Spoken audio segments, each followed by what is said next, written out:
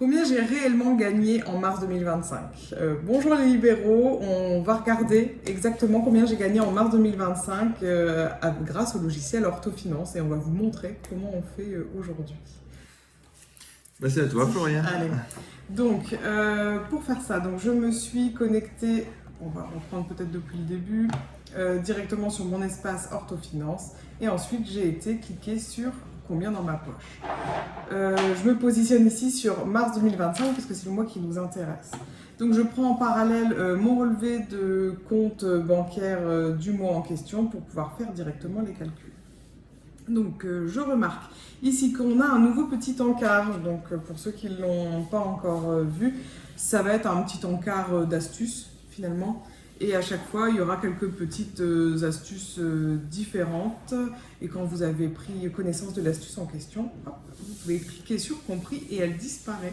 C'est important de cliquer sur compris parce que ça permettra à la prochaine astuce de s'afficher à ta prochaine visite.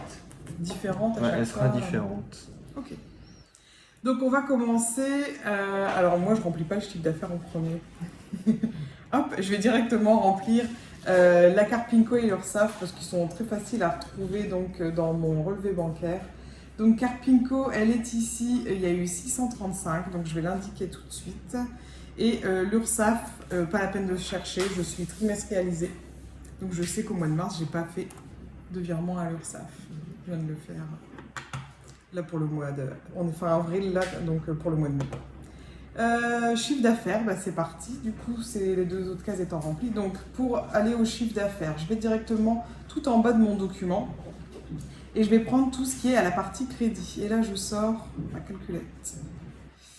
Alors, ici, au niveau des crédits, on est à 6747 pour ce mois de mars. Donc, de ça, je vais venir retirer donc tout ce qui...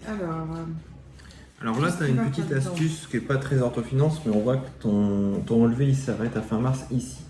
Donc en fait, le petit crédit qu'on avait début avril, on ne va pas compter là, mais on le comptera le mois prochain.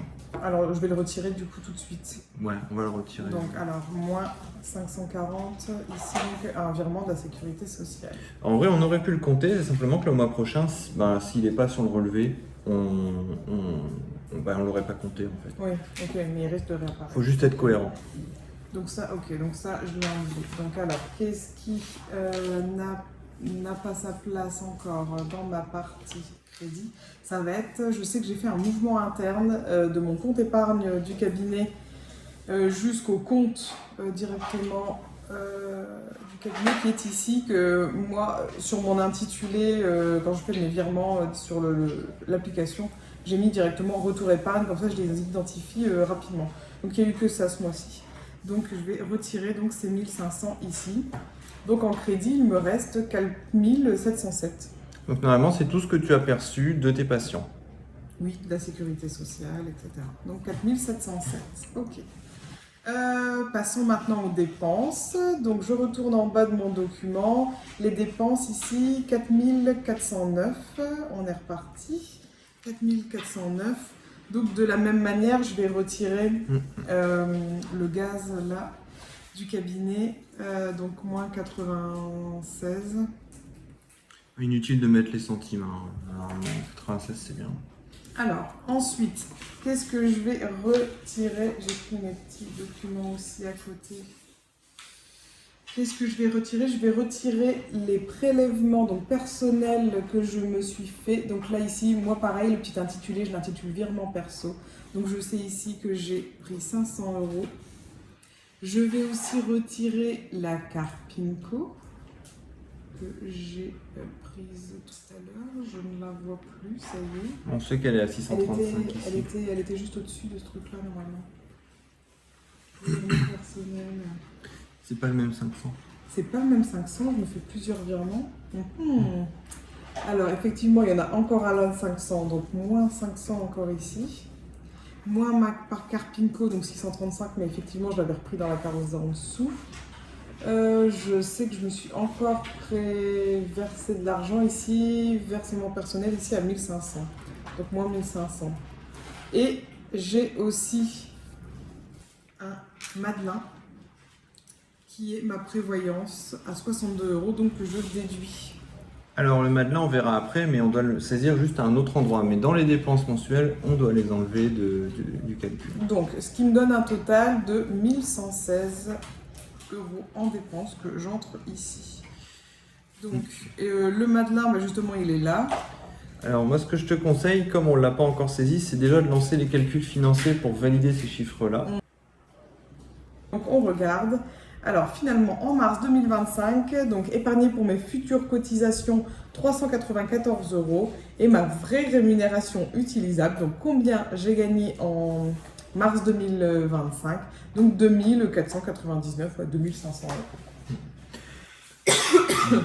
Ouais, donc moi, toujours des petits conseils à donner par rapport à ça. Déjà, quand tu vois que tu as une épargne positive comme ça veut dire que tu dois mettre de côté pour prévoir tes futures cotisations. Parce que concrètement, ce qui se passe, c'est que ton activité, elle a généré plus de cotisations que ce que tu as donné. Dans ce cas-là, elle a généré quasiment 400 € de plus. Et au niveau de ta rémunération utilisable, c'est un peu un maximum. C'est-à-dire que pour l'épargne, au minimum, tu dois mettre 400 € de côté, enfin 394. Et au maximum, tu peux prendre 2500 €. Okay. C'est des vases communicants parce que tu peux faire le choix de mettre plus de côté, auquel cas ta rémunération utilisable elle sera plus basse. Ouais. Moi je conseille toujours, si tu n'as pas un fonds de roulement qui est quand même à quelques milliers d'euros, c'est quand même de mettre nettement plus et de viser par exemple une rémunération utilisable à 2000 €. Ouais. Là par exemple dans mon cas c'est ce que je vais faire. Donc moi en tant qu'orthophoniste j'ai pas un gros emploi du temps. Je tourne aux alentours de 35-40 rendez-vous par semaine. Je ne travaille pas le mercredi, qui est un jour où les orthos peuvent beaucoup travailler, mais voilà, c'est un choix personnel pour ma vie de famille. Donc là, je sais qu'en début d'année, j'ai beaucoup de contrats que je paye à l'année directement, principalement l'assurance de la voiture. Donc là, je sais qu'en ce début d'année, j'avais mis de l'argent de côté sur le compte de cabinet et j'ai eu beaucoup de gros prélèvements qui sont passés. Donc là, en termes d'épargne de précaution, j'ai plus beaucoup de choses. Donc mars, c'est un bon mois chaque année pour moi parce que 31 jours et parce que pas de vacances scolaires. Donc voilà, je sais que là, c'est assez confortable. Et après, voilà, c'est propre à chacun. Mais je sais que moi, personnellement, après, avec 2000 € par mois, ça me convient. Donc là, c'est effectivement ce que je vais prendre. Je vais me prendre 2000 €, mais je vais laisser sur le compte ou alors le basculer directement en épargne les 500 €, enfin les 499 € supplémentaires. Hyper intéressant. Et moi, je valide cette approche financière. Voilà. Et voilà, on rappelle aussi que si jamais il y a un doute, il y a une question, il y a toujours les petits liens de contact. La documentation est aussi là. Et vous pouvez aussi directement aller poser les questions sur le groupe Facebook, me contacter via Instagram ou alors prendre directement un rendez-vous en visio s'il y a des questions un peu plus complexes et personnelles. Ou alors participer au webinaire des abonnés qu'on essaye d'organiser une fois tous les 2 ou 3 mois en fonction des besoins. Exactement. Et voilà. Super, c'est quand même vachement bien. Ah ouais, plus tout le monde alors. Et bravo Floriane, un beau résultat orthophonique. Et voilà, merci beaucoup. À bientôt, salut.